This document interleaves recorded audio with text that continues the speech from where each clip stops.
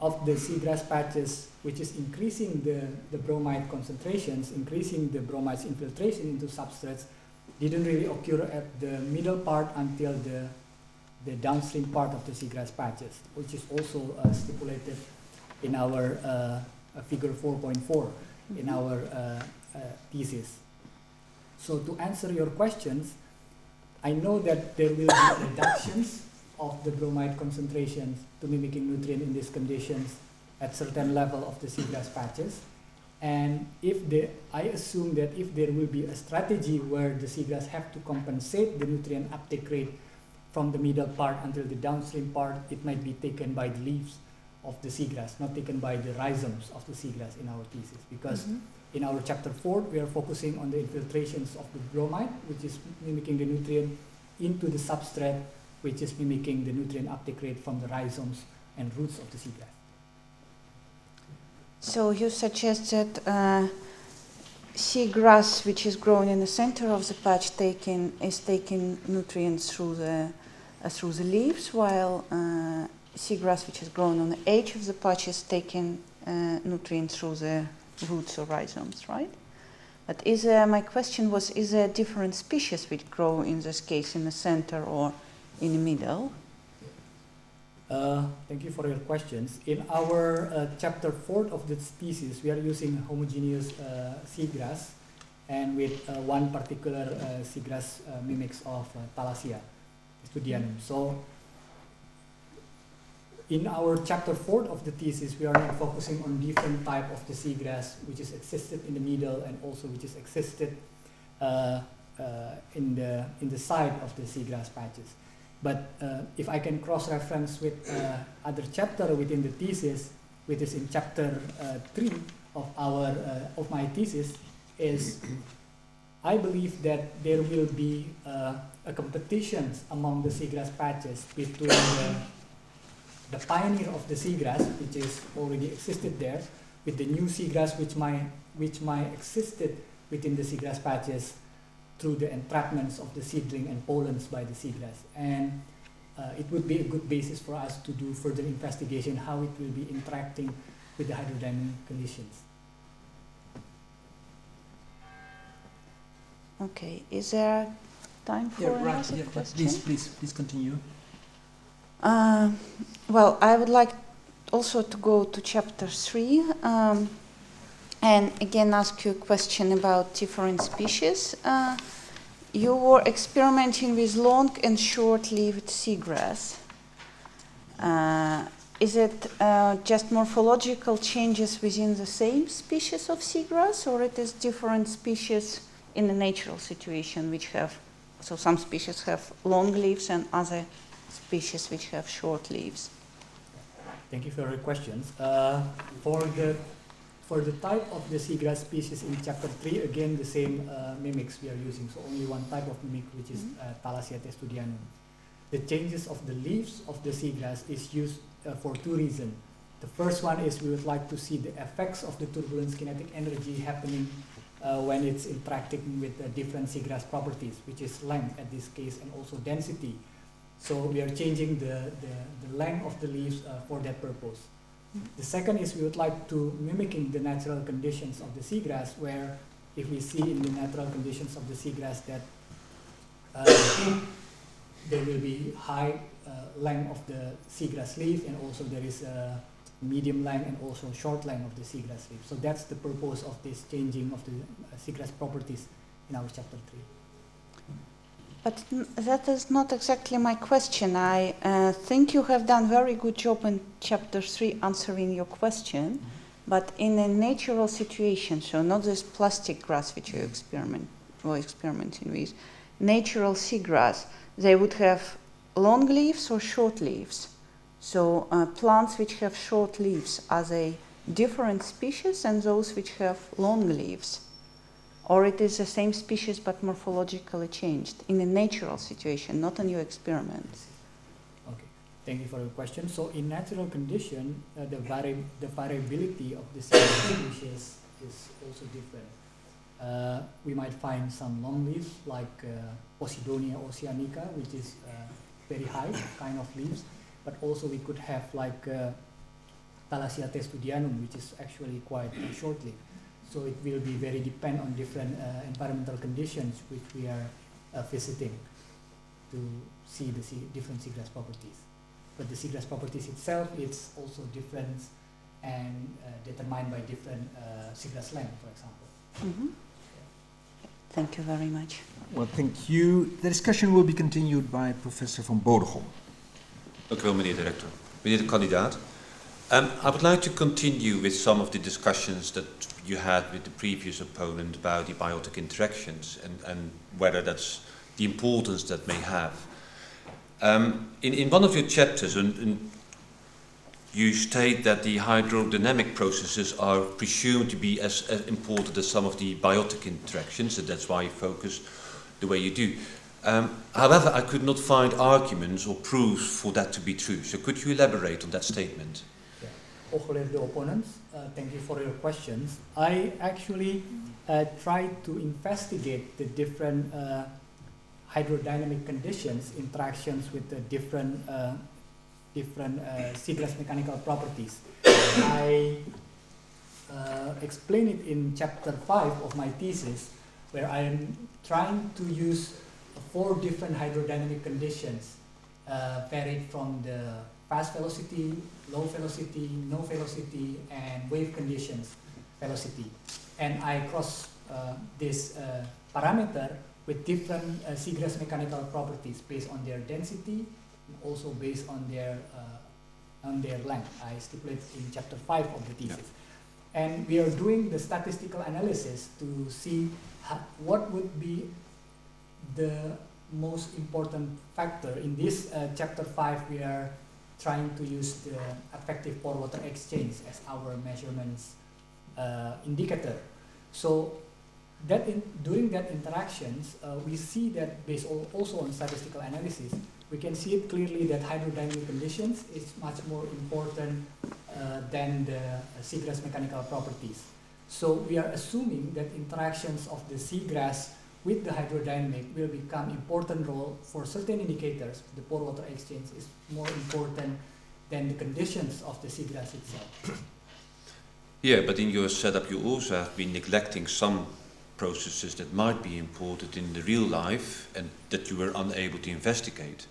Like, for instance, the uptake of solutes from the, either from sort of the soil or from the water column.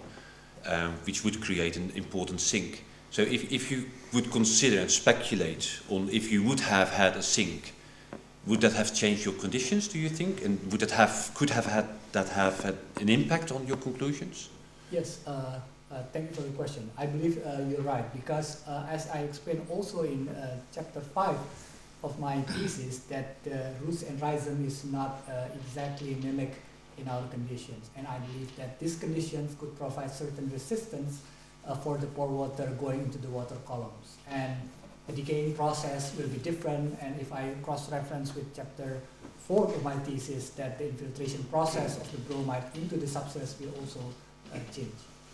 Yeah, and if you speculate, knowing a bit about how much nutrients a seagrass may take up, do you think it could be as important, or do you think it's still less important than the effects that you found previously? I think it would be important to improve our understanding about how is the effective pore-water exchange related to the conditions of roots and rhizomes in this thesis. But as you know that since we are not using the real seagrass mimics, we are using real seagrass life, and we are using mimics. So this is already provide good understanding for the process of the effective pore-water exchange from the water columns into the substrate and vice versa. Okay, thank you. Thank you. Well, thank you. And the discussion will be continued by Dr. Kees Musters from Leiden University, our university. Meneer de kandidaat, I've read your thesis with great interest. It is a new field for me, so I learned a lot of it, but it also raised a lot of questions because of that, of course. The first question is about stability of the seagrass beds.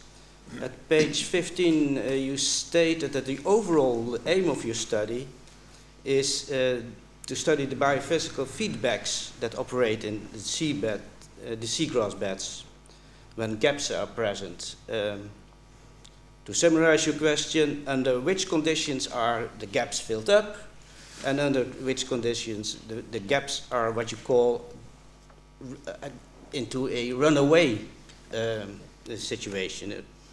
Now, if I understand your results right, I don't think that you find any indications for positive feedbacks for the runaway situations. Is that a correct conclusion? Yeah, Sir Clearly Opponent, thank you for your questions. I would like to address your question. So, the reason why we are doing this biophysical feedback interactions of the seagrass, because there are two reasons. The first reason is we realized that in natural conditions of the seagrass, we quite difficult to find homogeneous type of seagrass. Most of the seagrass are whether it's fragmented, patch mosaic, or heterogeneous. So that's one of the reasons we are doing this research. And we would like to have the understanding on how is this heterogeneous seagrass or fragmented seagrass interact with the hydrodynamic as one of the important carrier of nutrient and oxygens into the seagrass. And if we are using the hydrodynamic parameters to see the interactions of the hydrodynamic and the seagrass within the seagrass patches, it will provide understanding for us how is the flow movement which bring nutrients and also bring the oxygens into the seagrass, and seagrass can uptake that. And the indicator we use for that is the turbulence kinetic energy, the Reynolds stress, and volumetric flow discharge. So it's important in my thesis that I find several key important findings. The first key important finding is if you see that in chapter 2 we are using different patch scale configurations, and we see that there is a preferential flow that the low density seagrass has more favorable conditions to rehomogenize themselves, because the volumetric flow discharge will always go to the low density seagrass. So it will provide good understanding that if we are excluding all other factors and only taking account the unidirectional flow, that the seagrass have the ability to homogenize and restore themselves. And also in chapter 3 of my thesis, where we are trying to see that different gap which is existing in seagrass conditions will provide different flow development of the hydrodynamic conditions. There will be certain area, we call it the gap aspect ratio, is the ratio of the seagrass length with the diameter of the gap, will provide different turbulence developments within the seagrass. And this is also important for the seagrass, because the different development of the seagrass will increase the nutrient uptake rate by the leaves of the seagrass. So in chapter 3 of the finding, we found that there will be certain conditions where seagrass can entrap a new species, and then it will also grow. And even if they are not entrapping a new type of seagrass species, the interactions between the upstream edges patch of the seagrass and the downstream edges patch of the seagrass will provide good understanding about how seagrass can prolong their roots and rhizomes and then try to restore the no vegetation seagrass conditions. Yeah, but so you didn't find any positive feedbacks, any situations where the gaps will grow.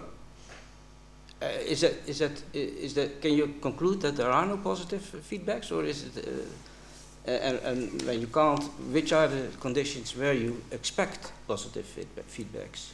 Yeah, thank you for your question. So I get some positive feedback in my chapter 3 of my thesis, where we are provide understanding about the turbulence kinetic energy conditions which is occurring within the gap size.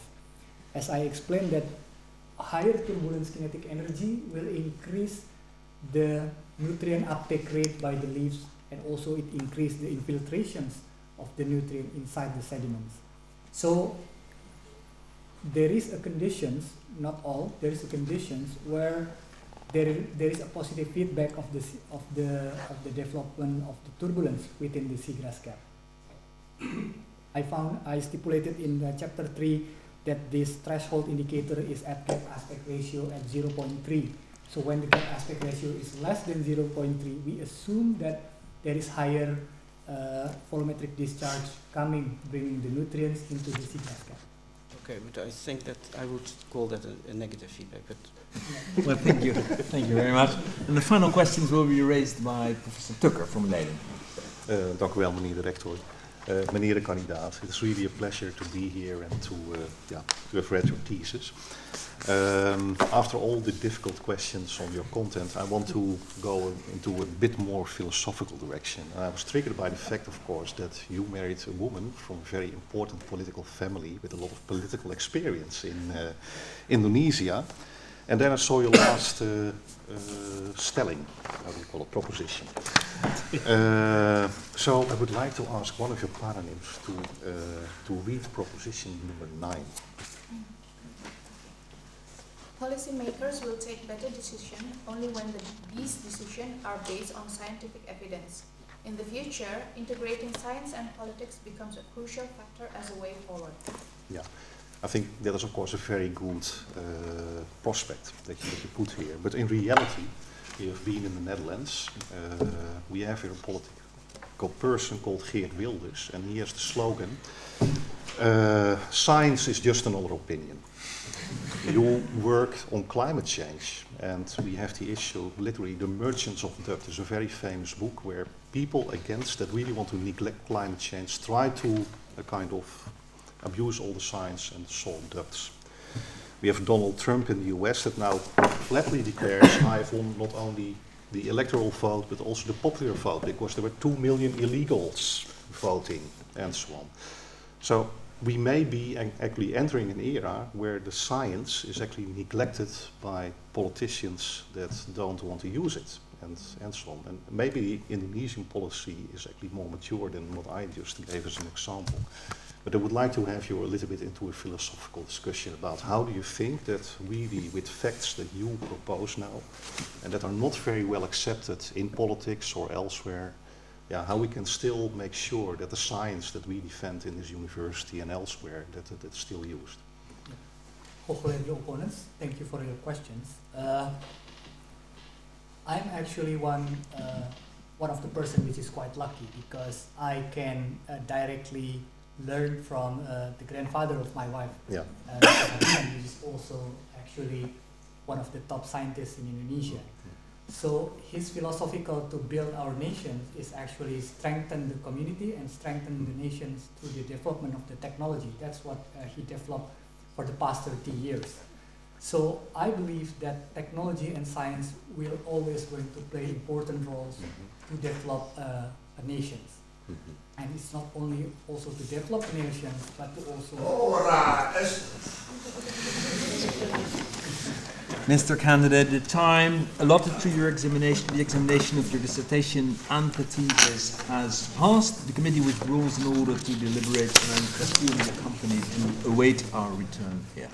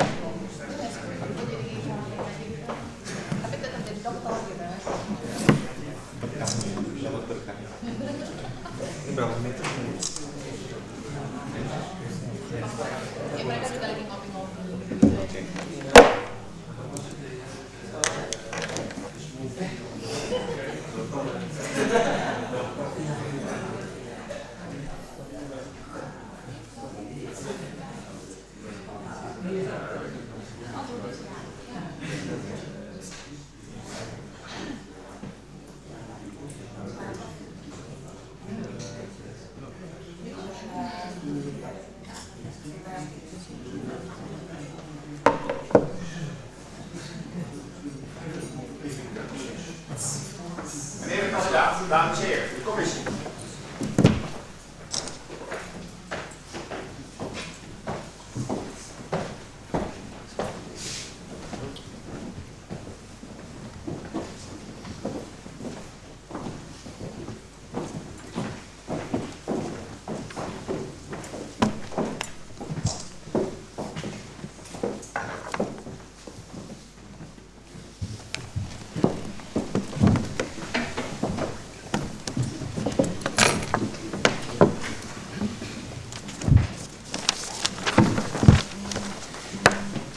Mr. Candidate, we have examined your dissertation and the thesis appended thereto.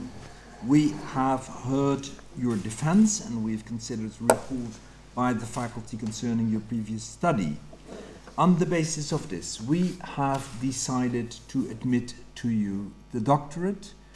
Professor Dusno, Dean of the Faculty of Science, is empowered to confer that dignity upon you in the customary fashion. Volgaarne aanvaard ik de taak mij door de rector magnificus der universiteit opgedragen.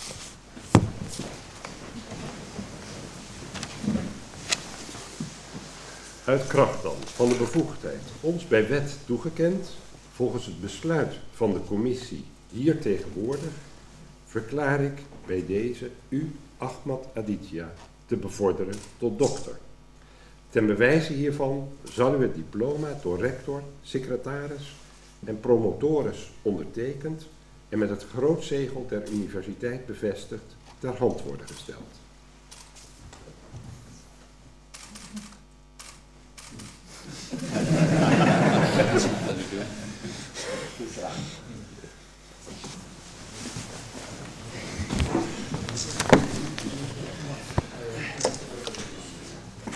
Having completed the duty assigned to me, I may be the first to address you as doctor and to congratulate you on the award of the dignity you have obtained. This honorary distinction is a well-deserved and highly valued privilege.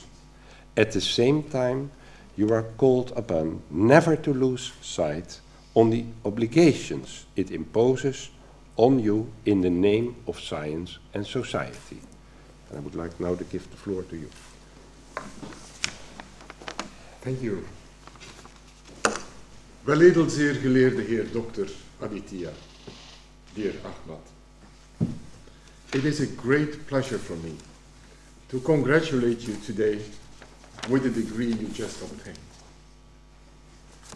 Also on behalf of Curtis Snow, your second promoter.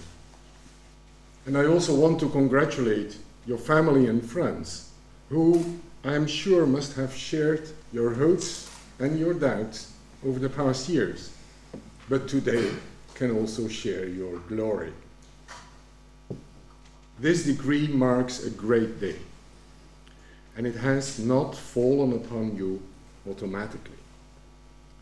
It was an immense effort to achieve a work of this impressive level, a PhD thesis with an original research line, with 4 high-quality research chapters, 2 papers already published, including a paper in the prestigious journal Limnology and Oceanography, and the others are near publication.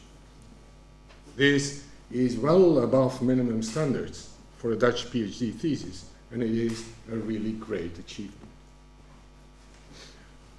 To arrive at this point, you have made giant steps.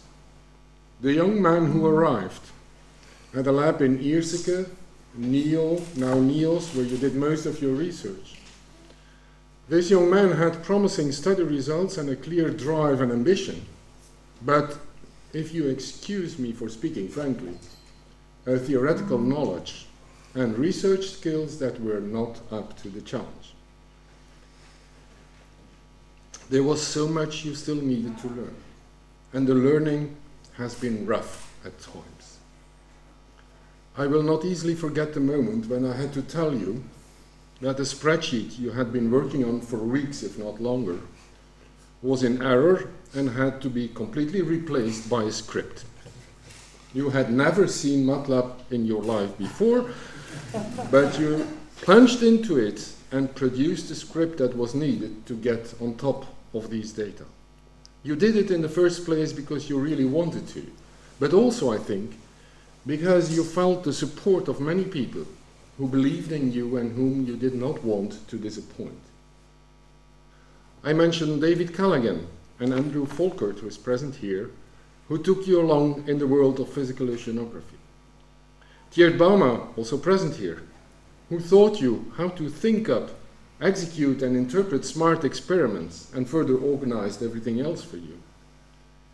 Marieke van Katwijk, who introduced you to seagrass ecology, and Hans de Jong, also present here, who emerged as your most important coach.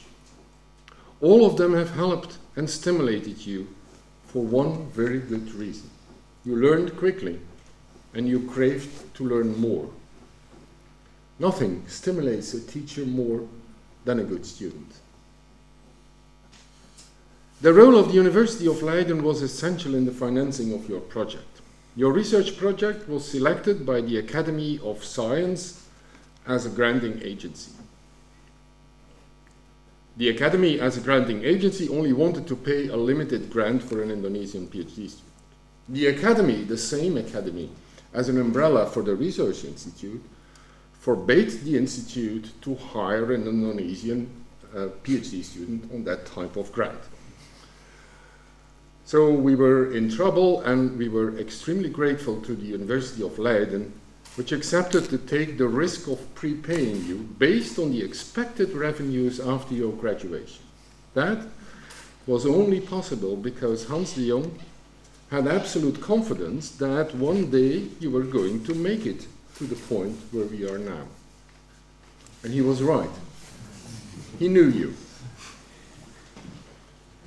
In your journey to this point, there was not only struggle and risk. Yes, It was frightening at times, like when you were sitting in a little hut in the field with tears, while the lightning was striking immediately around you. But you also had the occasion to explain your experiments to Prince, now King Willem-Alexander, when he visited the Institute. And you had the satisfaction of seeing your work evaluated positively and published in very good journals. But on top of that, you also picked up one point that in the end will probably be the most important one in your development as a person and as a responsible member of society.